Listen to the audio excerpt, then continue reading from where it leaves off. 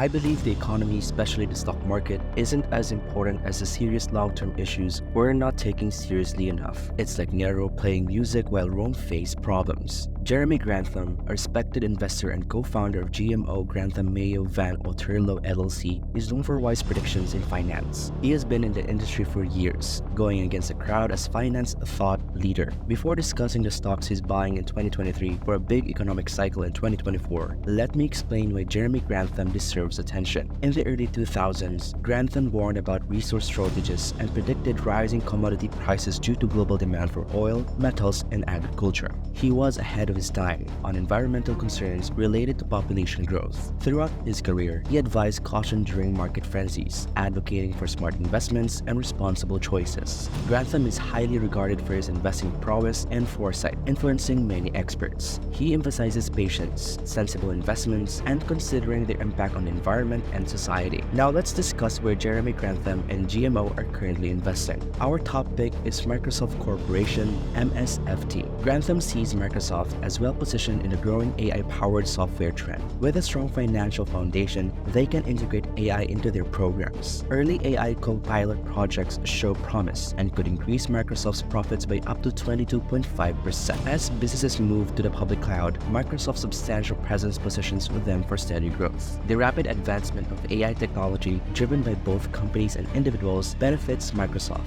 Their established business presence and ability to upsell services to existing customers give them an edge. Microsoft's AI tools like the Copilot suite boost productivity for users and developers. For example, Office 365 Copilot, priced at $30 per user per month on top of regular licenses, offers excellent value. Capturing 25% of the 345 million Office 365 users by 2026 could mean an additional $31 billion in annual revenue. Microsoft's Azure cloud service is a revenue generator with substantial potential in a market where big players including Microsoft, Google, and Amazon control 66%. They plan to purchase Activision Blizzard and anticipate significant returns from Copilot and security AI projects, potentially adding $23 billion in profit, a 22.5% increase. Including Microsoft in your investment plan appears prudent. Next up is Meta Platforms, trading under the ticker symbol META. Currently, Meta's forward earnings multiples are lower than their historical averages, reflecting investor caution due to concerns about the challenges associated with their ambitious metaverse project. Despite Meta stock being cheaper at the moment, driven by worries about metaverse expenses and losses in their Reality Labs division, there's potential for its stock to rise. This optimism stems from the successful lowest experienced last year. Meta's current forward earnings before interest and taxes, or EBIT, multiple is 9.6 times, significantly below their average of 15.1 times. However, we should closely examine their free cash flow multiples, given their substantial investments in the metaverse and AI projects. Despite expecting lower spending this year, around $29.8 billion compared to $31.2 billion previously, Meta plans to increase its spending to approximately $36 billion by 2025. Fortunately, Meta generates revenue from ads, which can support these substantial expenses, leading to expected positive free cash flow conversion. Free cash flow margins are projected to rise from 15.8% in 2022 to 26.1% in 2025. Considering Meta's historical performance, it's prudent to apply a discount to its valuation multiple, although a significant near-term increase isn't likely due to their historical average free cash flow margin being 33.9% from 2016 to 2021, higher than current expectations. Meta is aggressively advancing in AI, exemplified by the Llama 2 LLM launch and the upcoming AI code generator code Llama. These developments may challenge Microsoft's GitHub and attract developers and businesses to Meta's open system, potentially yielding substantial future profits not yet factored in when compared to Microsoft. This is why Meta Platforms is Jeremy Grantham's second pick at GMO Assessment Management Holdings. Next on the list is United Health, symbol UNH, the largest U.S. healthcare plans company. Currently, its stock is trading 12% below its peak. Despite its economic uncertainties, United Health's core business remains robust, boasting $46 billion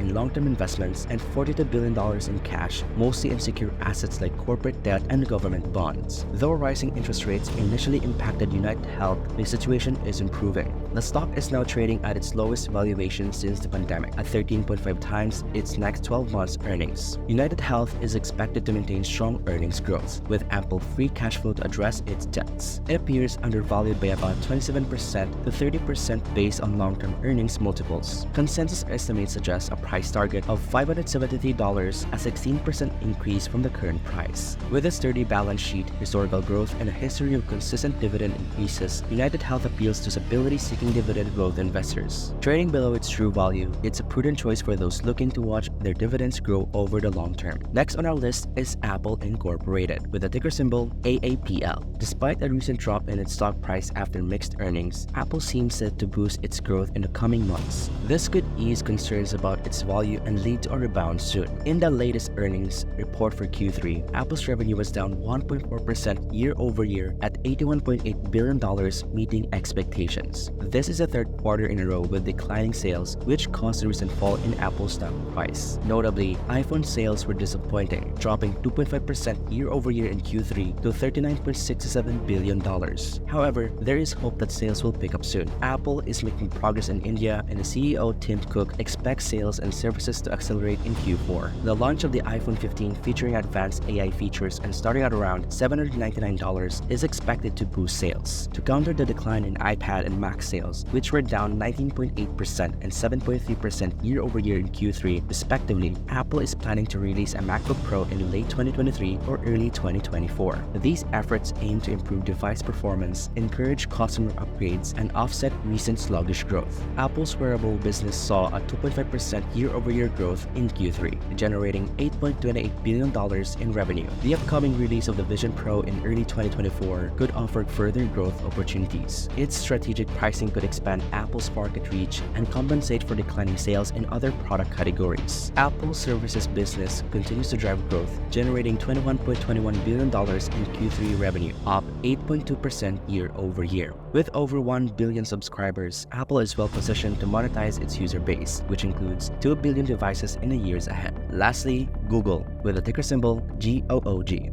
Despite a strong year for the tech sector and the company's stock price, Google is currently undervalued. Its long-term prospects are based on impressive achievements and continued investments in artificial intelligence. The key to Google's dominance is its search engine, which remains unmatched. Beyond AI advancements and competition, Google has economic advantages. When business spending shifts, digital advertising, a major part of Google's revenue, reacts quickly. In times of economic success, Google performs well. Analysts expect Google's profitability to rise. EBIT margin is predicted to increase from 27.7% in 2023 to 29.9% in 2027. The normalized net margin is also set to grow from 23.5% to 26%. To achieve this, Google must expand its Google Cloud business. In Q2 2023, Google Cloud's revenue rose by 28%. Over 70% of generative AI unicorns are Google Cloud customers. This growth is evident across Google Cloud's platforms. Comparing Google Cloud to competitors like Microsoft and Amazon, Google has room to improve its profit margins as it scales its business. Microsoft's Intelligent Cloud has an operating margin of 43.1%, while Amazon's AWS reported 24.2%. Remember, a high stock price doesn't mean it's too expensive. Good companies keep growing, and their stock prices rise. The key is finding these good companies. Once we identify them, the next step is to buy and hold them as their business keeps growing. Our expertise lies in finding companies with a strong track record and future growth potential.